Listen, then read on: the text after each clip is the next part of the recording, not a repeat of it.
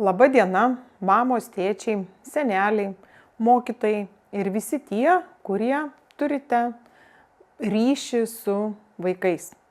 Šiandien norime jūs pakviesti į pašnekesį, į pamąstymus, į diskusijas apie tai, kokia yra svarba pozityvios tėvystės paaugliam. Tai toks amžiaus tarpsnis, kur paauglys, nei tai suaugęs, nei tai vaikas, vieni iš jo tikisi veiksmų, bendravimo kaip suaugusio žmogaus, o pats dažnu atveju jaučiasi nei tai vaiku, nei tai suaugusiu. Ir paaugliam ypač svarbu, kad šalia jo būtų tėtis, mama ar kitas suaugęs žmogus, nors vienas, kuris jį suprastų, palaikytų, į kurį jis norėtų lygiuotis ir galėtų pereiti į suaugystę ramiai, be didesnių vidinių stresų, be išgyvenimų ir tapti suaugusiu žmogumi, gyventi harmoningai, džiaugtis, kurti, veikti. Šiandien pasikalbėsime apie skirtingus amžiaus tarpsnius, apie iššūkius, su kuriais susiduria paaugliai, kaip mes suaugę į juos reaguojame ir kaip turėtume sureaguoti, kad padėtume paaugliam stokojamus įgūdžius pakeisti harmoningais charakterio bruožais ir kad jie galėtų patys sėkmingai įveikti problemas, su kuriomis susiduria. Šis mūsų susitikimas yra finansuojamas iš projekto, kurį įgyvendinome, ir projektas vadinasi Pozityvi tėvystė – žmogaus likimas. Manau, vienas prasmingiausių dalykų yra padėti paauglio artimiausiai aplinkai, tėvam, mokytojam, kitiem šalia jo esantiem ugdytojam susikurti vidinę ramybę, kad jie galėtų atlaikyti paauglių vidinės audras, kurios vyksta. Kaip viena mama pasakojo, kai jos dukra grįžo namo verkdama, ašaros bėga kaip pupos. Sako, atrodo, kad tai pasaulio pabaiga. Mama nuėjo kartu su dukra į jos kambarį, gal 10 minučių pasėdėjo šalia jos, apsikabinus ją, klustelėjo apie tai, kas nutiko, dukra žinoma nepanoro tuo dalintis. Ir mama pasakė, kad tu bet kada pas mane gali ateiti, jeigu norėsi apie tai pasikalbėti. Ir mama išėjo užsimti savo buities darbais, dukra liko kambaryje, po 5 minučių jinai išeina iš kambario, laiminga, muzika groja visų garsu. Mama paklausė, ar viskas gerai, kaip tu jautiesi. Dukra atsakė, kad viskas jai yra gerai. Ir mama net nesužinojo priežasties, dėl ko dukra taip jautėsi. Ir kaip šitas mano papasakotas pavyzdys parodo, kad ne tiek svarbu yra sužinoti, dėl ko paaugliai taip jaučiasi. Ir su visa jėga stengtis jų iškvosti apie tai, dėl ko jie taip jaučiasi. Daug svarbiau yra būti šalia paauglio, priimti jo emocijas ir kad jis žinotų, jeigu bus tokia situacija, kuri jam bus neįveikiama, kad bet kada jis gali ateiti pas mamą, tėtį ar kitą suaugusį asmenį ir apie tai pasikalbėti. Jeigu vidinių resursų jam pritrūktų pačiam įveikti tuos sunkumus, su kuriais susiduria. Va šita esminė žinutė, mintis yra labai svarbi ir jeigu paaugliai jaučia vertikalų ryšį su nors vienu iš suaugusių žmogumi, kurio gali pasitikėti, jiem daugumoje atvejų užtenka tik žinoti, kad toks žmogus yra ir dažniausiai jie patys susitvarko su jiem iškylančiais sunkumais. Jeigu tokio vertikalaus ryšio paaugliai neturi, jie tarsi neturi stabilaus pagrindo po kojomis, kuris jiems suteiktų sparnus ir padėtų mokytis naujų įgūdžių.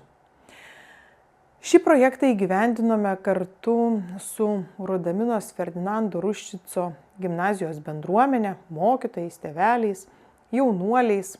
Turėjome prasmingų diskusijų tiek su jaunuoliais, tiek su jų artimiausios aplinkos žmonėmis.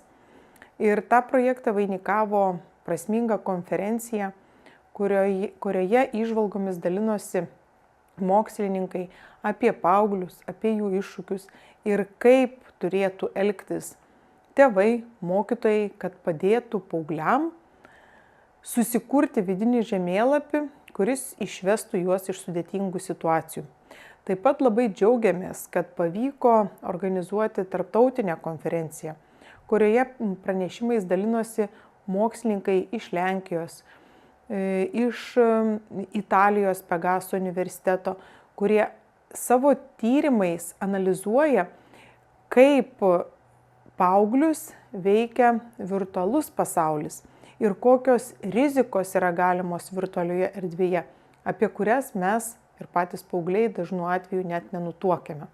Bet mes turime žinoti, kokios galimos grėsmės tam, kad galėtume užbėgti jom už akių.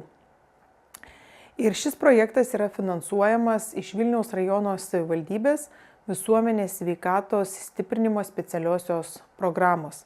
Tai vienas prasmingiausių projektų ir, manau, labai prasminga Vilniaus rajono savivaldybės investicija į artimiausią paauglių aplinką, į tėvų, mokytojų ir kitų ugdytojų stiprinimą, kad jie galėtų palaikyti paauglius tada, kai jiem iškyla įvairiausių sunkumų. Ir manau, kad tai yra didžiausia prevencija tiek psichiką veikiančių medžiagų vartojimui, tiek atsparumui patyčiom ir kitiem netinkamo elgesio pasirenkamom sprendimam, situacijom įveikti. Norint padėti paaugliui pačiam susikurti viduje teisingo veikimo žemėlapį, manau, be suaugusiųjų pagalbos paauglys ne visas situacijas yra pajėgus suvadybinti savo naudingai, aplinkiniam naudingai ir taip, kad pasijustų ramus, pasitikintis savimi ir galėtų veikti tikslingai, beprasmingai. Taip pasikalbėkime, kodėl būtent ta tėvystė ir jos svarba yra tokia reikšminga. Trumpai aptarsime skirtingus amžiaus tarpsnius, nes paauglys iki paauglystės pereina kūdikystę, vaikystę ir ankstyvąją, vėlyvąją vaikystę ir ateina iki paauglystės. Ir tai tarsi žemas startas į suaugystę. Ir lyg ir pats jau turėtų sugebėti savarankiškai spręsti savo iššūkius, bet netgi iki 29 metų jaunuoliam yra reikalingi suaugę žmonės, kurie būtų jiem autoritetai, o autoritetais yra tie, kurie turi užmezgę stiprų tarpusavio ryšį. Jeigu iš tikrųjų norim padėti paaugliam, tai pirmiausia mes turim sukurti su jais tarpusavio ryšį, kad jie mumis pasitikėtų ir tik tada mūsų žodžiai įgaus prasmę jų mintyse. Jeigu to ryšio mes neturėsime, tada turėsime griebtis netinkamų būdų – gąsdinimo, bauginimo, grasinimo, o tai toli gražu nėra ta pagalba, kurios paaugliam labai reikia. Ir kodėl toks drąsus pasakymas, kad tėvai yra vaikų likimas? Norėjosi dar ir kablelį padėti, norėjosi parašyti bet akcentuojant tėvų svarbą ar tos artimiausios aplinkos svarbą, todėl kad tie žmonės šalia vaiko yra nuo pat jo gimimo, nuo pat kūdikystės. Ir jie kuria aplinką, kasdieninę aplinką, kurioje ugdosi paauglių charakterio bruožai. Ir į paauglystę ateina turėdami susiformavusius tam tikrus elgesio modelius, kaip spręsti sunkumus, turėdami galvoje savo vertybių žemėlapį, elgesio modelius ir tam tikrus susiformavusius įpročius. Vieniem turimi elgesio įpročiai padeda sėkmingai išspręsti problemas, kitiem tai sukelia daug įvairiausių sunkumų. Ir tie tėvai, kurie nuo pat gimimo buvo šalia paauglio, dažniausiai, kai atėjo ta paauglystė, jinai ir atėjo, iškilo problemų, jie kartu su paaugliais jas sprendė ir jinai tarsi eina ir praeina. Jeigu mes vaikystėje neužmezgėm stipraus ryšio, jeigu mes nustatėm per griežtas taisyklės, griežtas ribas, dažnai taikydavom bausmes, naudojom sarkazmą, riksmą, gėdinimą, grasinimą, bauginimą, tai vaikai šalia mūsų jautė įtampą. Ir nebūna tokių stebuklų, kad atėjus paauglystėje tas mūsų tarpusavio santykis paėmė ir pasikeitė. Galėjo tai būti, galėjo pasikeisti, bet tada arba paaugliai tapo sąmoningais ir pradėjo kitaip elgtis, arba mes padarėme tam tikrus sprendimus, pradėjom kitaip reaguoti paauglius ir tada pasikeitė mūsų tarpusavio santykiai. Visa ta šeimos aplinka, kurioje vaikai nuo pat ankstyvos vaikystės gyvena, sudaro aplinką ir formuoja jų dominuojančius charakterio bruožus arba harmoningus ir visapusiškus charakterio bruožus. Nėra jokio geresnio vaikų ugdymo metodo apart asmeninio pavyzdžio. Ir nuo pat kūdikystės vaikai veidrodinių neuronų pagalba stebi tuos žmonės, prie kurių yra prisirišę, su kuriais jie būna kiekvieną dieną, kaip tie žmonės elgiasi ir jie juos pamėgdžioja. Ir taip, kuo ilgiau pamėgdžioja kartoja tos pačius veiksmus pamėgdžiodami, formuoja savo elgesio įpročius. Tad, jeigu tik pastebime, kad vaikui formuojasi netinkamai elgesio įpročiai, keiskim aplinką, keiskim reakcijas ir tokiu būdu sukursim kitokį kontekstą, kuriame vaikai išsiugdys kitus charakterio bruožus. Emocinis ryšys yra pagrindas, jeigu norime būti autoritetais, jeigu norime būti vaikam pavyzdžiais. Ir kitas labai svarbus momentas – asmeninės atsakomybės ugdymas. Ir kaip mes tą dalyką darom? Visada galvojant apie kontekstus, aplinką, turim galvoti, kaip mes tai padarom. Ar forsuota dresūra, to negalima, tą galima, turi taip elgtis, nurodinėjimais, ar tiesiog parodom, kaip būti gerais. Ir sukuriam tokias situacijas ir žinau tokių šeimų, kurios sąmoningai nuo pat kūdikio gimimo kuria vaikam sunkumus, kad jie mokytųsi ir formuotųsi jų galvose mąstymas, kaip išspręsti tuos sunkumus. Arba tiesiog kaip patenkinti savo poreikius. O poreikius kiekvienas žmogus turi patenkinti. Vaikai yra per maži, be mūsų pagalbos jie negali patenkinti elementarių poreikių. Ir jeigu nuo pat gimimo vaikui maistas įdedamas ne į burną, o pavyzdžiui, tik gimusiam kūdikiui mamos penelis ne į burną, o šalia burnos. Ir jis jau turi, neturėdamas kaklo susiformavusių tvirtų raumenų, turi stengtis siekti gauti maisto. Tai ir visose toliau situacijose, jeigu jis turi poreikį, jis tada ieško galimybių, kaip tą poreikį patenkinti savo pastangomis. Ir manau, šiai dienai daug paauglių yra nesavarankiškų, nes tėvai daug ką už juos iki paauglystės darė ir kai jau jie yra paaugliais, labai sunku pradėti kitaip mąstyti. Turiu ir tokių konkrečių situacijų, kur mamos sakė, nesuprantu, kodėl taip yra. Vat dukra dabar sėdi, nesitvarko, man nepadeda nei indų suplauti, nei kambarių tvarkyti, o taigi paauglė, o va kaimynų dukra viską daro. Ir kaip dabar čia taip nutiko? Taigi jinai turėtų imti vieną dieną ir pradėti daryti. Nors iki tol, kai pradėjom kalbėti su mama, mamai buvo nepatogu, kad dukra kažką darytų namuose.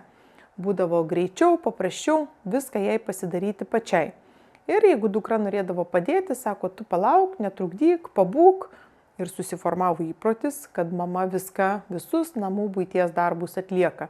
Tai ir toliau paauglystėje atėjus, įpročiai yra įpročiais, jie nesikeičia. Ir toliau dukra laukia iš mamos jos paslaugų. Bet mama tikisi iš jos, kad jinai prisidės prie buities ruošos darbų. Deja, visa tai taip neveikia. Jau reikalinga tada kurti kitus aplinkos kontekstus, kad dukra norėtų prisidėti prie buities darbų. Jeigu mes kažkaip vaikus vaikystėje atribojam, neįtraukiam į gyvenimiškų įgūdžių ugdymosi procesą, nesitikėkime, kad paauglystėje nei iš šio, nei iš to ims tie įgūdžiai ir atsiras.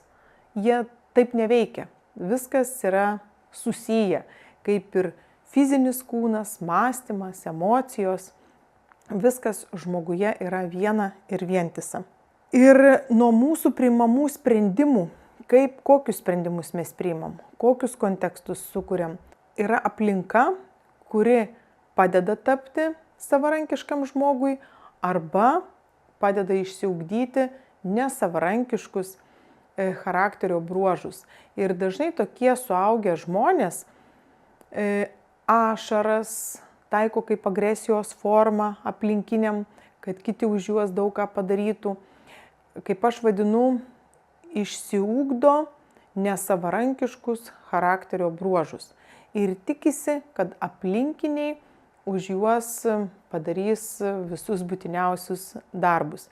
Būna, pasiseka žmonėm gyvenime, bet daugumoje atvejų neatsiranda tiek daug žmonių, kurie kaip tėvai tenkintų visus jų įnorius, pageidavimus ar poreikius.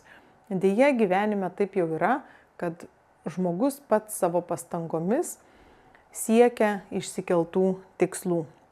Ir tėvų parama bei palaikymas yra pagrindinis dalykas, kuris reikalingas tiek vaikam, tiek paaugliam.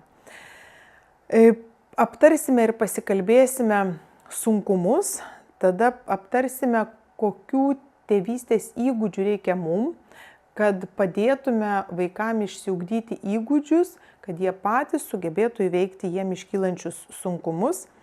Apie leistino elgesio ribas pakalbėsime ir koks mokytojų ir tėvų vaidmuo, bei kaip padėti pažinti paaugliams savo emocijas, jeigu šitoj srity jie yra neraštingi. Amžiaus tarpsniai. Rašydama disertaciją nubrėžiau tą mėlyną kreivę šioje lentelėje, kuri rodo, kokiu intensyvumu pas žmogų nuo pat gimimo formuojasi adaptaciniai įgūdžiai, kaip jis sugeba prisitaikyti prie gyvenimiškų situacijų. Ir pažiūrėkite, yra raudona kreivė, kuri rodo, kaip intensyviai pas žmogų auga smegenų tūris, smegenų masė. Tiek apačioje, tiek šone yra amžius. Ten, kur pažymėta geltona spalva, tai rodo, kad intensyviausiai iki 8 metų auga žmogaus smegenų masė. Kiekvienu amžiaus tarpsniu auga skirtinga smegenų dalis, kurią reikalinga užaktyvinti.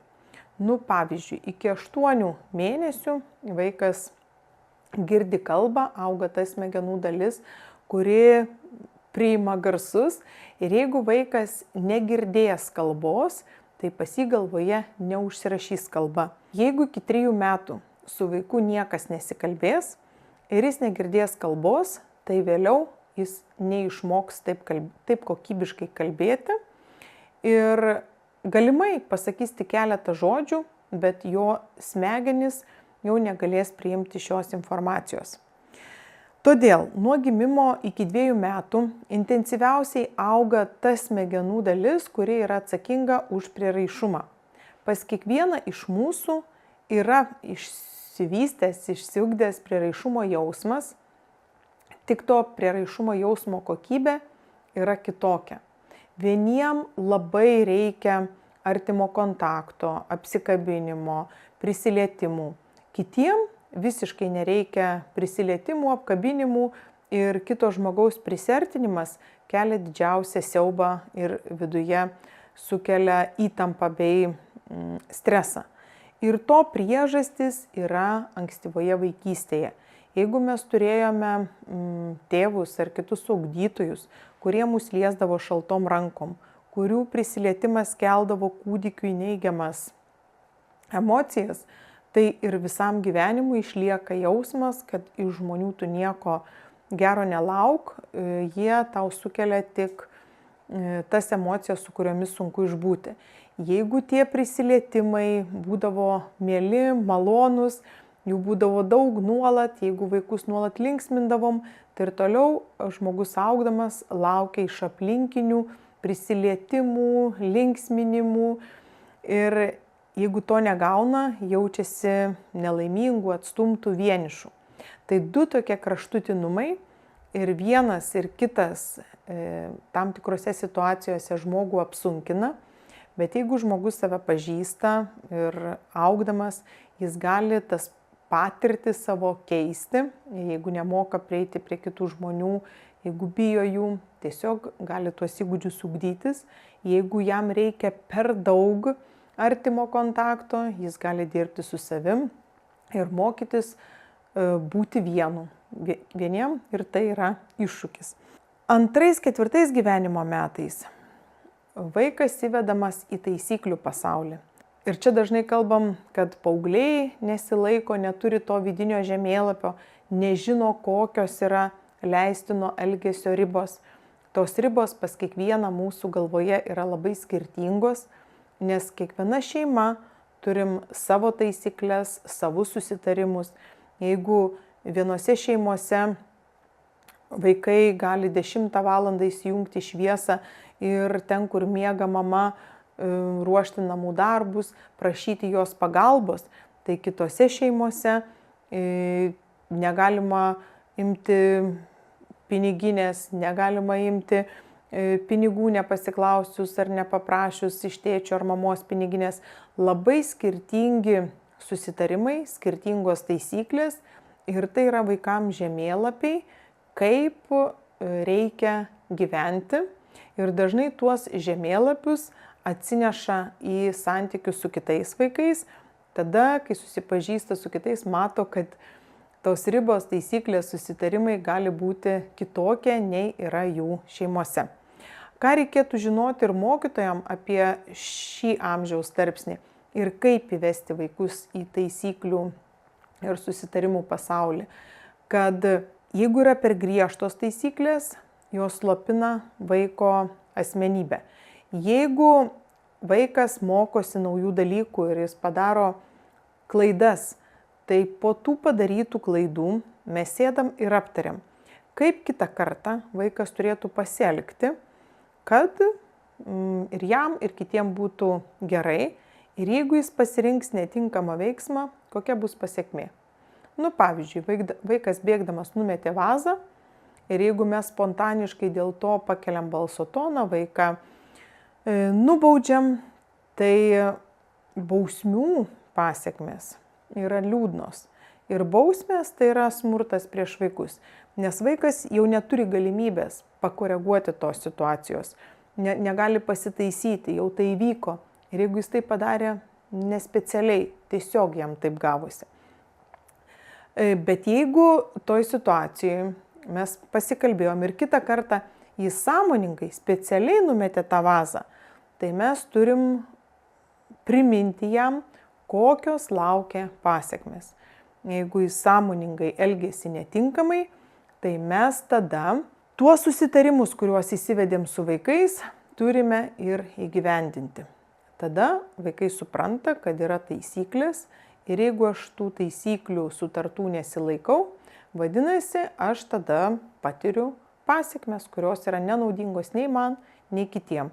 Jeigu aš to nenoriu, aš pasirenku tinkamą elgesį. Tokiu būdu sudarom sąlygas ugdyti sąmoningam, atsakingam, save reguliuojančiam, savikontrolę besiugdančiam vaikui. Bet yra riba, kur situacijose, kuriuose vaikai gali nukentėti arba kurios yra pavojingos jų gyvybei, tai šitie susitarimai neveikia. Jeigu tai yra, pavyzdžiui, vaikas atsistoja ant palangės 9 aukšte ir nori iššokti, tai mes tada jau griebiam, saugom jį, ar jeigu nori bėgti per raudoną šviesą, tai jau tada nežiūrim ir nesikalbam, saugom jo gyvybę.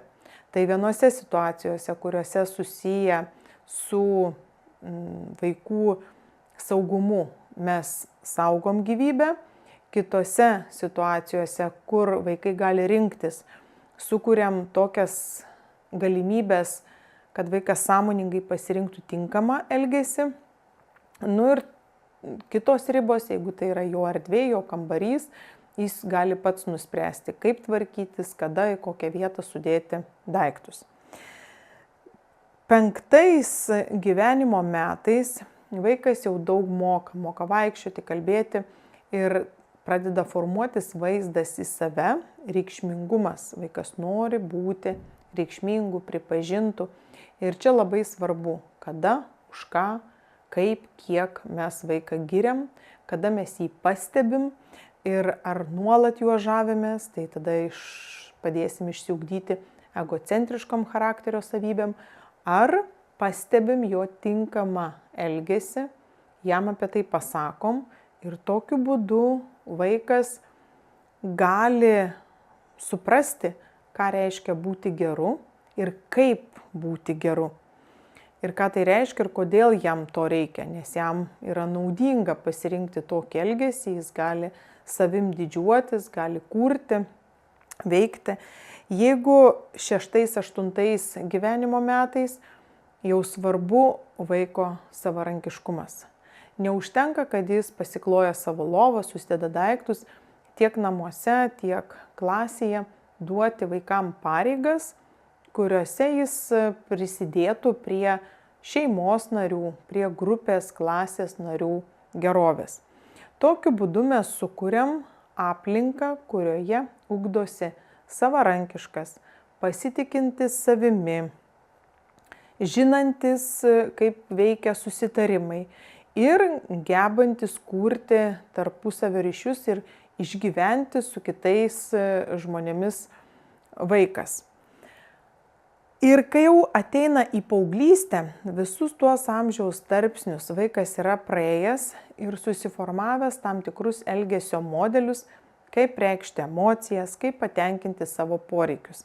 Vieniem turimi elgesio modeliai padeda patenkinti poreikius, kitiem apsunkina. Dabar noriu aptarti dažniausiai sutiktus iškilusius sunkumus, kuriuos pabrėžia tėvai ir mokytojai. Kad dažnai vaikai tiek pamokose, tiek namuose neklauso, yra grubūs, užsispiria arba isteriškai stengiasi išspręsti jiem kylančius sunkumus. Ir jeigu mes į šiuos ar kitus sunkumus, su kuriais susiduria paaugliai, žiūrėsim kaip į stokojamus įgūdžius, o į pagalbą ir į sprendimą orientuosimės, ką aš turiu padaryti, kad sukurti kitokią aplinką, kad vaikas išsiugdytų tuos įgūdžius, kurių jis neturi. Ir tik tada, kai mes suaugę pradedam keisti požiūrį, bendravimą su vaikais ir paaugliais, tada jiem atsiranda aplinka, kurioje jie ugdosi kitokius elgesio modelius. Tai jeigu paauglys užsispiria, grubus yra, galbūt jisai pats nemoka išsikelti savo tikslų ir tikslingai jų siekti. Jeigu visada mes už juos viską padarydavom, tai žinoma, kad jis to nesugeba. Bet jeigu mes nustosim tai daryti ir sakysim, o dabar pagalvokim, kaip tu galėtum pasielgti kitaip toj situacijai, kad tau nereikėtų mėtyti sąsiuvinių, isterikuoti ar panikuoti prieš kontrolinį paskutinį vakarą. Ką tu galėtum padaryti dėl savęs ir kaip aš tau galiu padėti. Ir žinoma, būtų labai paprasta, jeigu nuo vieno tokio pašnekesio pasikeistų situacija. Mes tokią poziciją ir turim užimti. Teorija sako, kad minimum 21 dieną. Bet yra ir kiti tyrimai, kad jeigu tas įgūdis yra stiprus, formavosi ilgą laiką, tai 21 dienos nepakanka. Tada turim atlaikyti paauglių šitą elgesį mėnesį, 2 ar 3. Ir kai jie išbandys visus elgesio modelius ir pamatys, kad tai nebeveikia, kad mama, tėtis ar kiti asmenys nepadeda ir už juos nepadaro namų darbų, tam tikrų neatlieka pareigų, tik tada jie supras, kad aš pats ar pati esu už tai atsakingas ir pradės elgtis kitaip. Dažnai girdžiu, kad paaugliai neklauso, atsikalbinėja, kad nenori tvarkytis, daro priešingai. Ir čia dažniausia tėvai, ieškodami įvairiausių būdų, arba griežtai juos baudžia, arba įtikinėja, arba nuolaidžiauja. Ir visi tie būdai nepadeda paaugliam suprasti, kaip jiem elgtis tinkamai. O kokios to priežastys? Dažnai per dideli apribojimai, per daug drausminimų. Ir į pirmą vietą iškeliam daiktus, jų saugojimą, neliesk, negalima, neimk. Ir tos ribos nebūna visada aiškios ir nuoseklios. Vieną dieną galima, kitą dieną jau nebegalima. Ir žinoma, įgūdžiai, kurie su tuo susiję, kad paaugliai, jiem kyla pyktis, nepasitenkinimas, pyktis, kuris nukreiptas tiek į save, gali būti tiek į kitus, kurie nukreipia pyktį į save, dažnu atveju užsidaro, kurie į kitus tą visą vidinį pyktį parodo agresyvių elgesių. Ir kad padėtume vaikam įveikti jiem iškylančius sunkumus, tai pirmiausia, turime įsivardinti savo esamą problemą ir kartu su paaugliais aptarti, ar tiek tėvai, mokytojai ir jie patys, ar vienodai matome problemą. Identifikuojam problemą ir tada kalbamės, kokių įgūdžių reikia paaugliui, kad kitą kartą jis neatsidurtų esamoj situacijoje. Ir mes užimam tokią poziciją, kaip aš galiu tau padėti. Kad tu pats renkiesi, tu gali ir nieko nekeisti, bet visada būsi toj situacijoje, kurioje esi dabar, kuri nėra tau maloni, su kuria nėra lengva išbūti. Tu gali joje neatsidurti, bet turi pasirinkti kitą veiksmą, kitus žodžius ir mes esam pasiruošę tau padėti. Jeigu tu pats priimsi sprendimą, mes nesam atsakingi už paauglio sprendimus, mes tik sukuriam kontekstus, o veiksmus, žodžius jie renkasi patys. Kita dažnai girdima iš tėvų ir mokytojų lūpų problema, kad paaugliai pasižymi tinginystę, nenori mokytis, yra priklausomi nuo įvairiausių programėlių ir daug laiko leidžia virtualioj aplinkoj. Tėvai savo kelia įvairiausius lūkesčius, tikslus, iššūkius ir suka galvą, kaip padėti paaugliam, kad jie rinktųsi gyvą bendravimą, buvimą kartu su jais, nors dažnu atveju dėl spartaus gyvenimo tempo irgi neranda laiko tiesiog leisti laiką kartu su paaugliais ir dažnai patys, norėdami atsipalaiduoti, panyram į virtualius įrankius, vaikam rodom pavyzdį vieną, o lūkestį jų atžvilgių turim kitą. Kodėl tai atsitinka, kodėl vaikai renkasi tinginystę, nors yra mokslinių tyrimų, kurie sako, kad verta patinginiauti, tinginiaujant irgi galima sugalvoti įvairius netradicinius sprendimus. Čia kiekvienas tėtis, mama, kiekvienoje šeimoje mes galime apie tai pasikalbėti, bet yra tam tikri dalykai, tam tikros pareigos, tam tikri susitarimai, kuriuos paauglys šeimoje turi atlikti. Ir jis turi erdvę, kurioje jis gali rinktis, kokia tvarka jo kambaryje, kaip jisai leidžia laisvalaikį, paliekama erdvė jam pačiam priimti sprendimus ten, kur jisai gali ir tam tikri įsipareigojimai, kuriuos jis turi padaryti dėl bendros šeimos gerovės. Kokios priežastys tokio elgesio? Tai savivertės trūkumas, kad dažnu atveju paaugliai, jeigu neturi atsakomybių, jeigu jiem nėra paskirta tam tikra atsakomybė, už ką jis atsakingas, kad jis, pavyzdžiui, rūpinasi svetainės tvarka, stalo padengimu ar kitais dalykais, neturi tokių pareigų. Tai kaip ir jis jaučia, kad aš nieko neprisidedu prie šeimos gerovės. Ir tai mažina jo vertę. O tas yra labai svarbu. Jeigu aš savęs nevertinu, tai aš negaliu vertinti kitų. Ir jeigu aš nepasitikiu savim, tai kaip aš galiu pasitikėti kitais? Labai svarbu yra stiprinti paauglių savivertę tam, kad jie galėtų atlaikyti įvairiausius iššūkius, pagundas psichiką veikiančiom medžiagom, tam, kad nenorėtų pritapti prie netinkamai besielgiančios kompanijos, vien todėl pradėtų vartoti psichiką veikiančias medžiagas. Jeigu jis pasitikės savimi, jam to griebtis nereikės. Jeigu kažkas ir pasakys, kad tu silpnas, kad tu nevykėlis, jeigu jis viduje žinos, kad jis yra vertingas ir kokios yra jo stiprybės, tada tie paauglių žodžiai jo neveiks. Taip, labai daug paaugliai turi įvairiausių veiklų, užsiėmimų. Jiem labai svarbus pažymiai, lanko daug neformalių užklasinių veiklų ir krūviai yra labai dideli. Labai didelį spaudimą patiria iš ugdymo įstaigų. Jau vien tokie paprasti pasakymai. Laukia atsiskaitimas, laukia egzaminas. Jeigu tu šito neišlaikysi, tada kas toliau bus? Neįstosi į universitetą. Ir visa tai kaupėsi ir kartais paaugliam yra labai sunku su tuo vieniems susitvarkyti. Ir dar, jeigu jie stokoja savarankiškumo įgūdžių, jeigu už juos kiti daug ką padarydavo ir staiga jiem užgriūva tiek daug atsakomybių, su kuriomis jie nepajėgia susitvarkyti. Ir kad galėtų išgyventi toj visoj realybėj, jie griebėsi įvairių psichiką veikiančių medžiagų.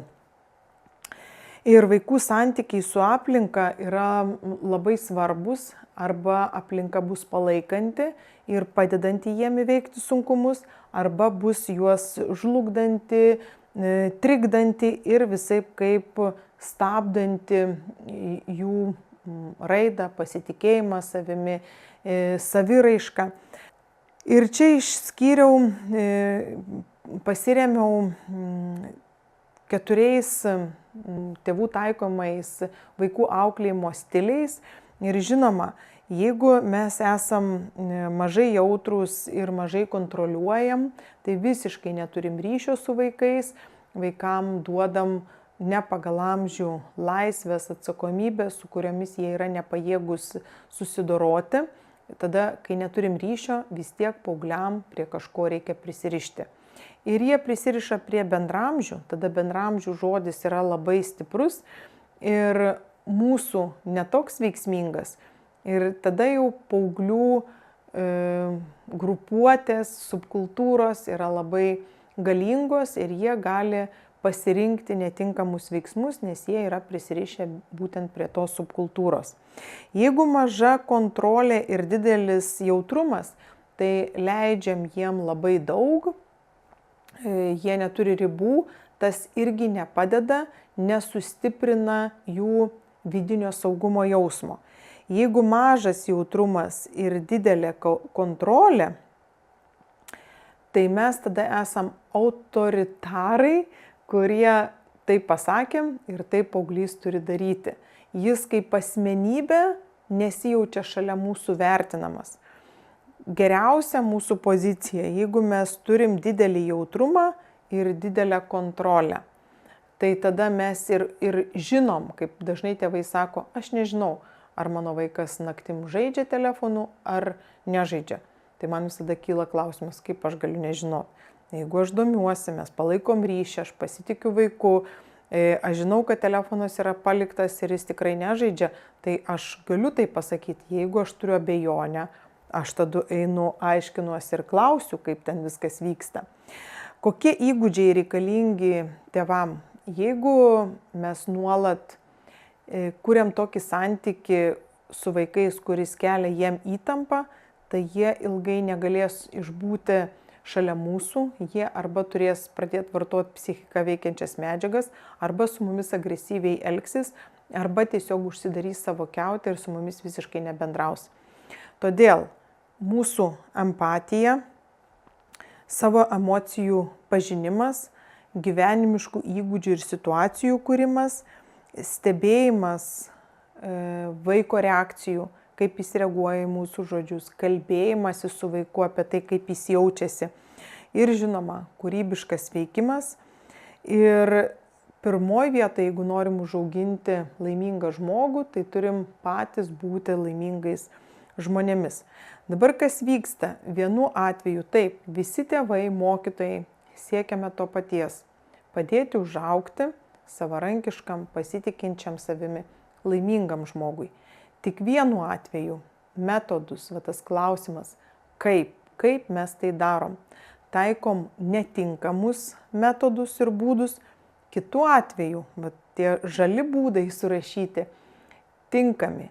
Ir jeigu mes taikom tokias prieigas, tai vaikai jaučiasi saugus, jie jaučia, kad tėvam, mokytojam rūpi, kaip jie jaučiasi, kas vyksta jų viduje.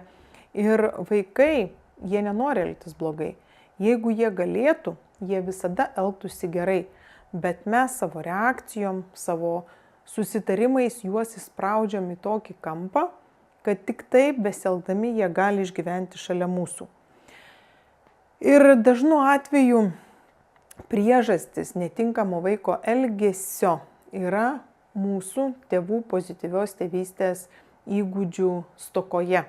Jūs apie tai, ką kalbėjau, galite ir patys skaityti knygas, kalbėtis tarpusavyje ir savo stokojamus pozityvios tėvystės įgūdžius ugdytis patys savarankiškai, kad sugebėtumėt susitarti su vaikais nebaudžiant, kad sugebėtumėt juos išklausyti, priimti jų emocijas ir sukurti ramybę namuose.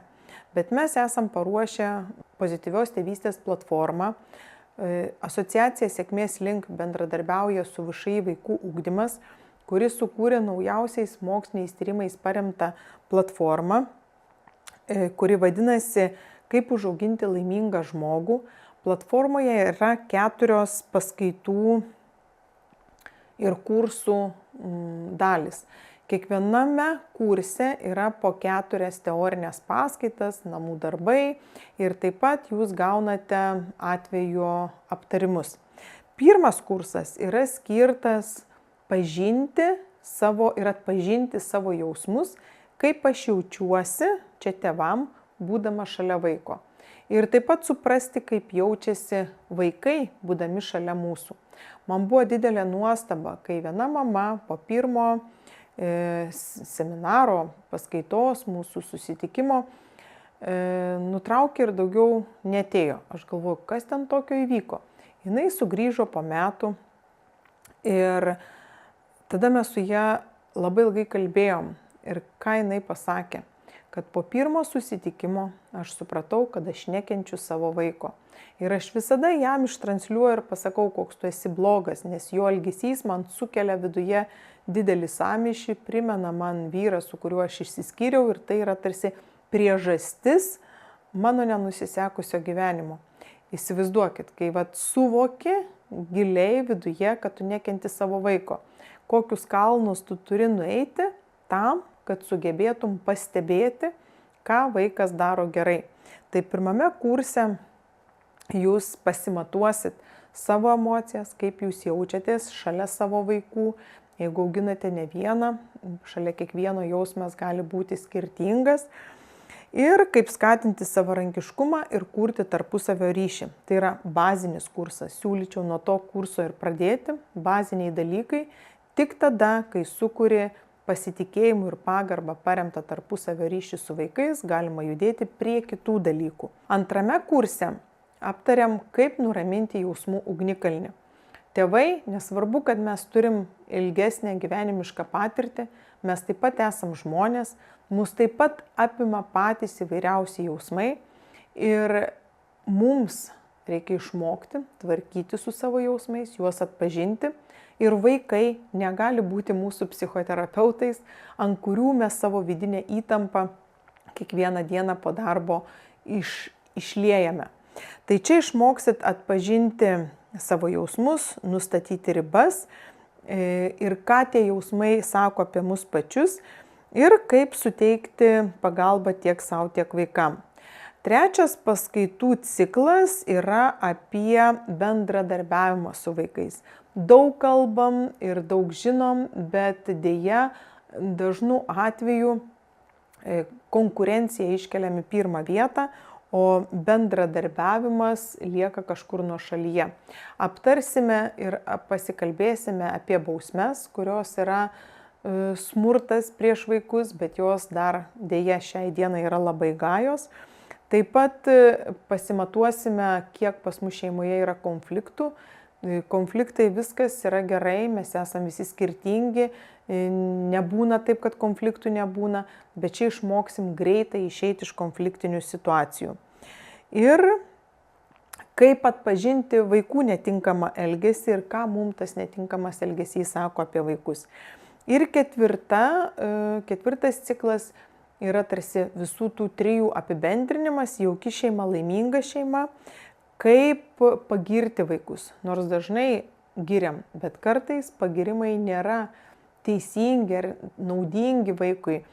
Turėjau tokių atvejų, kad mokytojas sako, aš taip pagyriau mokinę už gerai atliktą darbą, parašiau 10 ir jinai iškart suplėšė tą darbą. Ir aš sako, nesupratau, kas buvo ne taip. Vadinasi, pagirimas buvo ne tas, jis nepasirodė vaikui nuoširdus ir mokinė jo nepriėmė. Mokinsimės, kaip tikslingai pagirti, tuos pagirimus vaikai priimtų. Ir kaip kalbėtis, kad vaikai mus išgirstų ir suprastų. Na ir žinoma, kaip padėkoti, kad ir vaikai mokėtų padėkoti tėvam už suteiktą gyvybę ir kad mes mokėtumėm padėkoti savo vaikam. Taip pat vienas naujausių kūrinių, kurį sukūrėme kartu su ugdymo įstaigomis, tai emocijų žaidimas Atpažink emocijas, kuris tinkamas šeimom, padės sustiprinti jum tarpusavio ryšį, padės pažinti vieniem kitus tokiuose paprastose buitinėse situacijose, kur jums atrodo, kad vaikas turi jaustis ramus, gali būti, kad jūsų žodžiai vaikui sukelia pačią didžiausią įtampą. Tėvų pagalba vaikam ir paaugliam yra būtina. Jeigu jūsų vaikai netinkamai elgiasi, sustabdykite akimirką, pasidarykite šeimos susirinkimą ir pasikalbėkite apie tai, kaip toliau jūs kuriat santykius. Ir jeigu jums ta esama situacija yra tokia sunki, tai gali būti ir klasėje, ir šeimoje, kad mokytojas, tėvai, jūs nebegalite išbūti tame santykyje, tai aiškiai ir įvardinkit, kad taip kaip dabar yra, toliau būti nebegali. Mes galim ir nežinoti sprendimų. Dar nežinau, kaip mes tai išspręsim, bet aiškiai žinau, kad esama situacija netinka ir toliau taip nebebus. Mes turim ieškoti sprendimų, kad visi esam už tai atsakingi.